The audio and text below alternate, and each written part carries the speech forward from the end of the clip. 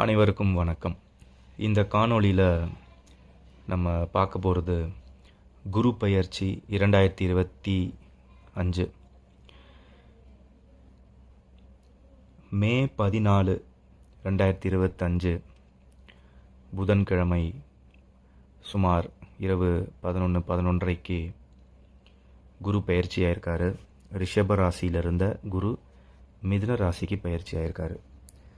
மிதுன ராசியில் நின்றபடி துலாம், தனுசு மற்றும் கும்ப ராசியை பார்வையிடுகிறார். தன் பார்வையால் இந்த ராசிகளை சுப பலன்களை அதிகரிக்கிறார். இது சுமார் ஒரு வருட காலம் இங்கிருந்து 2026 ஏப்ரல் மே மாதம் வரை இந்த பலன் நீடிக்கும்.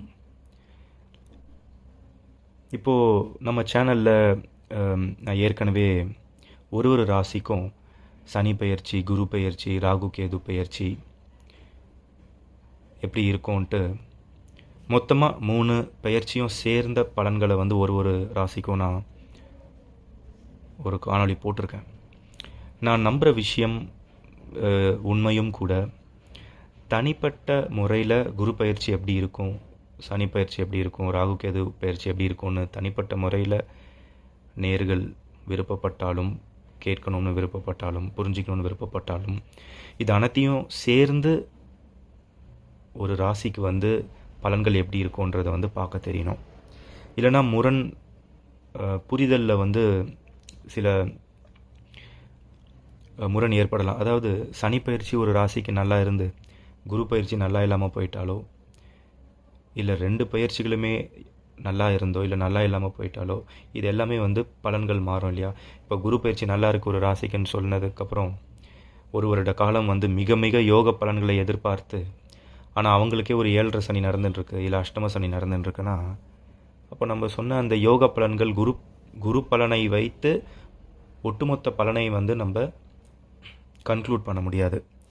இந்த புரிதல் உங்களுக்கு இருக்குன்ற நம்பிக்கையில் நிறைய பேர் குரு பயிற்சியோட டீட்டெயில்ஸ் எதிர்பார்க்கறதுனாலையும் நான் ஒரு ராசிக்கும் குரு பயிற்சி பற்றி மட்டும் தனியாக ஒரு காணொளி இப்போ நான் போட போகிறேன்.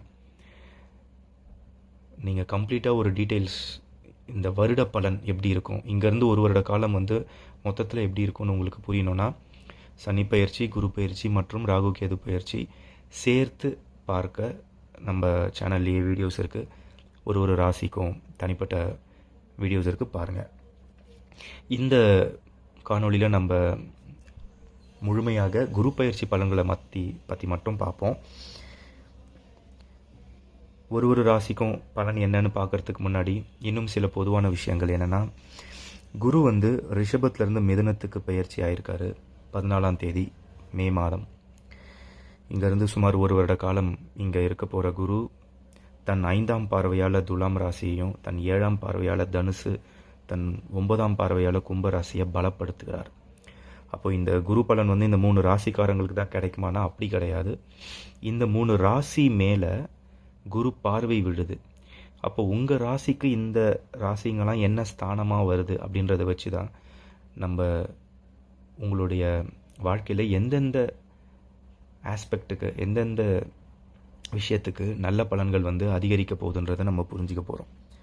ஒரு எடுத்துக்காட்டுக்கு சொல்லணுன்னா, மேஷத்தை பொறுத்த வரைக்கும் 7ஆம் இடத்து துலாமில் விழுது, 9ஆம் இடத்து தனுசில் விழுது, 11ஆம் இடத்து கும்பத்தில் விழுது. துலாமே எடுத்துக்கிட்டிங்கன்னா ராசி மேலேயே குரு பார்வை விழுது. ராசிக்கு 3ஆம் இடத்துலையும் 5ஆம் இடத்துலையும் குரு பார்வை விழுது. அப்போ அந்த ராசி, 3ஆம் இடம், 5ஆம் இடம் சுபத்துவம், அது சம்மந்தப்பட்ட நல்ல பலன்கள். மற்றும் குரு அமர்ந்த 9ஆம் இடம் துலாமில் இருந்து 9ஆம் ஸ்தானத்தில் குரு இருக்காருன்னா அப்போ அதுக்கு என்ன பலன், இந்த மாதிரி தான் நம்ம ஒரு ராசிக்கும் டீட்டெயில்ஸ் பார்க்க போகிறோம். இன்னொரு பொதுவான விஷயம், குரு சுக்கிரனுடைய வீடான ரிஷபத்தில் இவ்வளவு நாள் இருந்த போதும், புதனுடைய வீடான மிதுனத்தில் இப்போ பெயர்ச்சியாகி இருக்கும் பொழுதும் ஒரு பகை, இதெல்லாம் பகை வீடுகள், குருவுடைய நட்பு வட்டாரம் கிடையாது சுக்கிரன் புதன் எல்லாம்.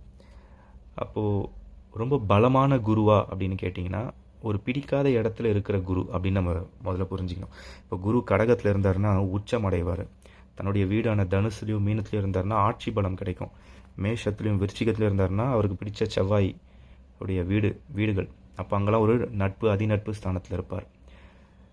சனி வீட்டோடைய கும்பத்தில் கூட சம பலன், மகரத்தில் நீசம், கும்பத்தில் கூட சம பலன். ஆனால் ரிஷபம், மிதுனம், கன்னி, துலாம் இங்கெல்லாம் வந்து பகை பலன், பகை உணர்வு. அப்போ ஒரு கம்ஃபர்ட் ஜோனில் குரு வந்து இல்லை.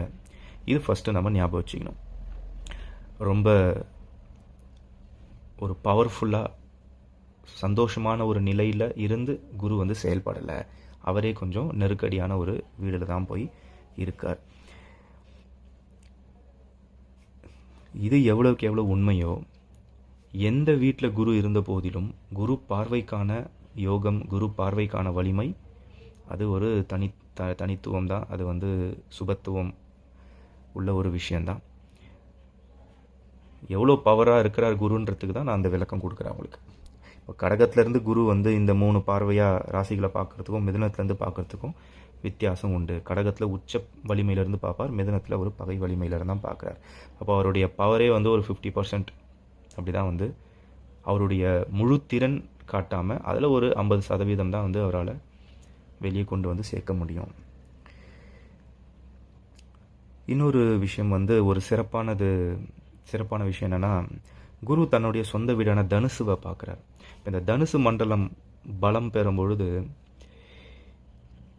கம்பேர் டு துலாம், கும்பம், ஏன்னா அது வந்து சுக்கிரனுடைய வீடு, இன்னொன்று சனியோடைய வீடு. தனுசு வந்து அவருடைய சொந்த வீடு. தன் வீட்டை பார்க்கும் குரு 2 வருஷத்துக்கு அப்புறம், இதுக்கு முன்னாடி மேஷ ராசியில் இருக்கும்போது தான் அவர் தனுசை பார்த்தார். கடந்த 1 வருட காலமாக அவர் தன் சொந்த வீட்டை பார்க்கல, உச்ச வீட்டையும் பார்க்கல. இப்போ மிதுனத்தில் வந்து திருப்பி தனுசு மண்டலத்தை பார்க்குறார். இதோடைய பலன் வந்து கொஞ்சம் கூடுதலாகவே இருக்கும். துலாமை விட, கும்பத்தை விட தனுசு வந்து இன்னும் பலம் பெறும். இதெல்லாம் வந்து பொதுவான விஷயங்கள். இன்னொரு விஷயம் வந்து சனி பயிற்சி, ராகு கேது பயிற்சி பற்றி நான் சொல்லியிருந்தேன் இல்லையா. ராகு கேது பயிற்சி இன்னும் சில நாட்களில் நடக்க இருக்குது. அது பயிற்சியாக எங்கே வரப்போகிறாங்கன்னா, ராகு வந்து கும்பத்துக்கு வரப்போகிறாரு, கேது வந்து சிம்மத்துக்கு வரப்போகிறார்.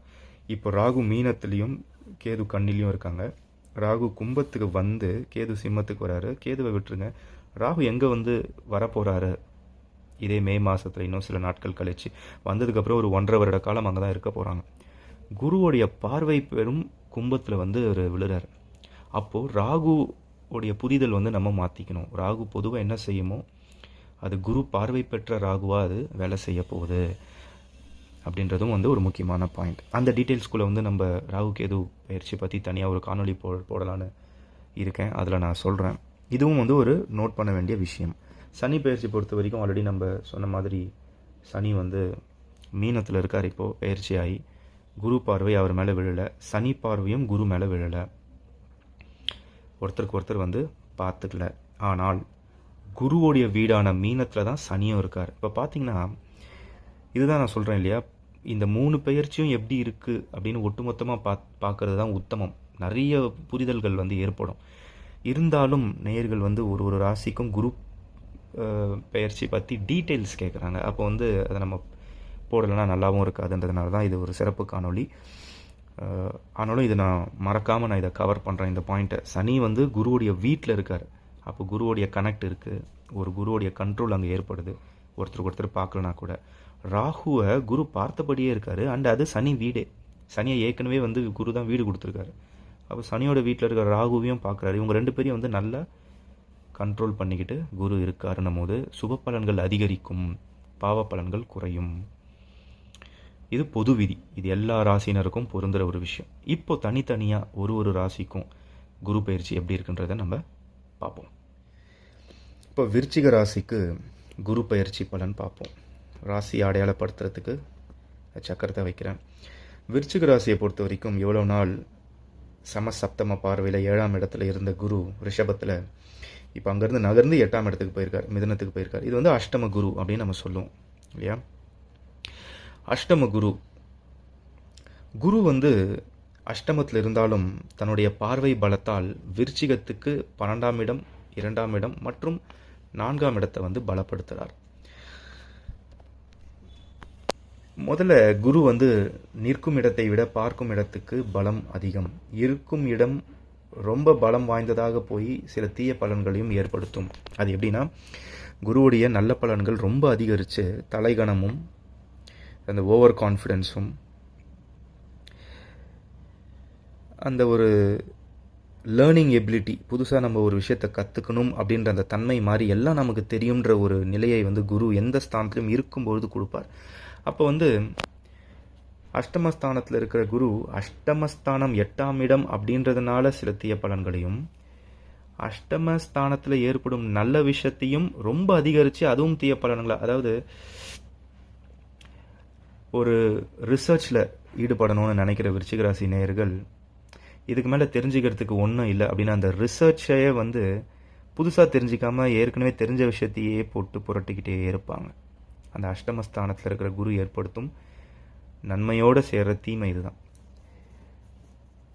சில நல்ல பலன்கள் 8ல் இருக்கும் குரு கொடுப்பார். ஒரு ஜாயிண்ட் அசட், அதாவது ராசிக்கு 7க்கு 2ஆம் இடம், தன் கணவன் இல்லை மனைவிக்கு குடும்பஸ்தானம், சொத்துக்கள், கணவனோடு சேர்ந்து வாங்க போகிற சொத்து, மனைவியோடு சேர்ந்து வாங்க போகிற சொத்து, ஜாயிண்ட் அசட்டுன்னு சொல்லுவோம். அதுக்கு இந்த அஷ்டமகுரு உதவி புரிவார். புதையல் யோகம்னு சொல்லுவோம், லாட்ரி, புதையல், இதுக்கெல்லாம் வந்து நல்லது. வெளிநாடு பயணம், வெளி மாநில பயணங்கள், அதனால் ஏற்படும் அனுகூலம், தூரதேச பயணங்கள், இருக்கிற ஊரை விட்டு வெளியே போகிறது, நிறைய ட்ராவல் ஏற்படுறது, இதெல்லாம் வந்து பொதுவான பலன். இருப்பினும் அந்த இருக்கிற இடத்த விட பார்க்குற இடம் எப்படிலாம் வந்து விருச்சிக ராசிக்கு பலம் சேர்க்கும் அப்படின்னா, 12ஆம் இடத்தை குரு பார்க்கறதுனால சுப விரயங்களாக நிறைய ஆகும். இன்வெஸ்ட்மெண்ட்ஸ், புதுசாக வீடு வாங்குறது, நகை வாங்குறது, வாகனம் வாங்குறது, அந்த மாதிரி வந்து சுப நிகழ்ச்சிகள், சுபகாரியங்களுக்கு செலவிடுறது, யாத்திரை, ஆன்மீக பயணம், இதெல்லாம் வந்து விருச்சிக ராசிக்கு செலவு ஏற்பட்டாலும் அதில் சில சுகங்களும் நன்மைகளும் பல நன்மைகளும் உண்டு. ஹெல்த் ட்ரீட்மெண்ட்டு, அதுக்கான செலவு, அதனால் ஏற்படும் நன்மைகள் தான். மறுபடியும் நம்மளுடைய ஹெல்த்தில் என்ன பிரச்சனை இருக்குன்னு பார்த்து அதை வெளியே கொண்டு வந்து சரி செஞ்சிக்கக்கூடிய காலமாக இது அமையப்போகுது. குருவுடைய நேர் பார்வை, 7ஆம் பார்வை குருவுடைய வீடான தனுசிலே விழுதுனும் போது விருச்சிகத்துக்கு 2ஆம் இடம், தனம் அதிகரிக்கும், சொத்துக்கள் சேர்க்க போகும் காலம், குடும்பத்தில் புது உறவு வரப்போகும் காலகட்டம், குடும்பத்தின் நிலை இன்னும் மேலோங்கி போகக்கூடிய காலகட்டம், கல்யாணம் ஆகாதவர்களுக்கு கல்யாணமும், குழந்தை பாக்கியம் இல்லாதவர்களுக்கு குழந்தையும், குழந்தை பாக்கியம், குழந்தைகள் இருக்கும் ஜாதகர்களுக்கு இன்னொரு குழந்தையும் ஏற்படக்கூடிய காலம். சேவிங்ஸ், பணம் சேவ் பண்ணுற அந்த எபிலிட்டி வந்து அதிகமாக போகுது, தனம் அதிகரிக்கும். இது வந்து ஒரு நல்ல பலன். வாக்கு பலிதம், வாக்கு சுத்தம். அப்போ வந்து விருச்சிக ராசி நேயர்கள் தன் பேச்சால் எவரையும் கவர்ந்து வெற்றி வாகை சூடுவார்கள். இதெல்லாம் வந்து ரொம்ப நல்ல பலன்கள் குரு பார்வையால் கிடைக்கிறது. அஷ்டமத்தில் குரு நின்ற போதிலும் தன் பார்வையால் இத்தனை நல்ல பலன்களை கொடுக்குறார். கும்பத்தில் தன் 9ஆம் பார்வையாக பார்க்கும் குரு விருச்சிகத்துக்கு 4ஆம் இடத்தை பார்க்குறார். அப்படின்றதுனாலையும் சொத்துக்கள் வாங்கும் காலம்னு நான் சொல்கிறேன். ஏன்னா வீடு மனை யோகத்தை குருவுடைய பாக்கிய பார்வை பார்க்குது. அப்போ இந்த அஷ்டமஸ்தானம் திடீர் திருப்பமாக, அந்த அஷ்டமத்தோடைய அந்த திடீர் திருப்பம்ன்றது இந்த 12ஆம் இடம், 2ஆம் இடம், 4ஆம் இடம் வாயிலாக தான் அது செயல்படும். இப்போ திடீர்னு ஒரு பிளான் போட்டு ஒரு வீடு வாங்கும் அமைப்பு, திடீர்னு ஒரு மேரேஜ் பண்ணி செட்டில் ஆகிற அமைப்பு, திடீர்னு ஒரு சேவிங்ஸ் ஸ்டார்ட் பண்ணி அதில் நன்மைகள் அடைய போகிறது, அந்த அந்த சடனாக ஒரு விஷயம் வந்து திடீர்னு நடக்கிறது வந்து நல்ல ஒரு திருப்பு முனையாக, நல்ல ஒரு திருப்பமாக வாழ்க்கையில் அமையும். அப்போ 4ஆம் இடம் மேம்படுது, புது வாகனம், புது வீடு, தாயோடைய உறவு அதிகரிக்கிறது, நல்ல விதமாக தாய் உறவினர்கள்கிட்ட வந்து தாய் வழி உறவு எல்லார்கிட்டையும் வந்து நல்ல உறவு இருக்க போகிற காலம் அடுத்த ஒரு வருட காலம் விருச்சிகத்துக்கு. மற்றும் கல்வி, படிப்பு சம்மந்தப்பட்ட வெற்றிகள். ரொம்ப நாள் வந்து சனி அங்கே இருந்துக்கிட்டு 4ஆம் இடத்துல இருந்துக்கிட்டு சில அர்த்தாஷ்டம சனி வேலைகள், ட்ராவலில் கஷ்டங்கள், வீடு சூழ்நிலைகள், கொஞ்சம் கசப்பான அனுபவங்கள், இதெல்லாம் வந்து சனி விலகிட்டார். அதுவே வந்து நெகட்டிவை நியூட்ரல் ஆக்கிருச்சு. குரு பார்வையிடுறாரு. அப்போ அந்த நியூட்ரல் பலனை பாசிட்டிவ் ஆக்குது. அப்போது எல்லாமே யோகமாக மாறும். அங்கே ராகு வந்து இப்போ உட்கார போகிறார் கும்பத்தில், விருச்சிகத்துக்கு 4ஆம் இடத்துல. அந்த ராகு வந்து குரு பார்வை பெற்ற ராகு. அப்போ வந்து கெடு பலன்களுக்கு பதிலாக நல்ல பலன்களை ஒரு வருட காலம் செய்வார். இது ஒரு மேன்மையான ஒரு காலகட்டம் தான் விருச்சிகத்துக்கு. அஷ்டம குரு நினச்சி பதட்டம் அடையணும்னு அவசியம் இல்லை. திடீர் திருப்பங்கள் நல்ல விதத்திலேயே இருக்கும். ஆனாலும் அது அஷ்டம குரு. அப்போது வந்து சில அலைச்சல்கள், அதாவது அலைந்து திரியும் சூழ்நிலைகள், திடீர்னு நடக்கிற விஷயங்கள் வந்து எல்லா டைமே நம்மளுக்கு வந்துட்டு ஏற்றுக்கொள்ளும்படி இருக்காது இல்லையா.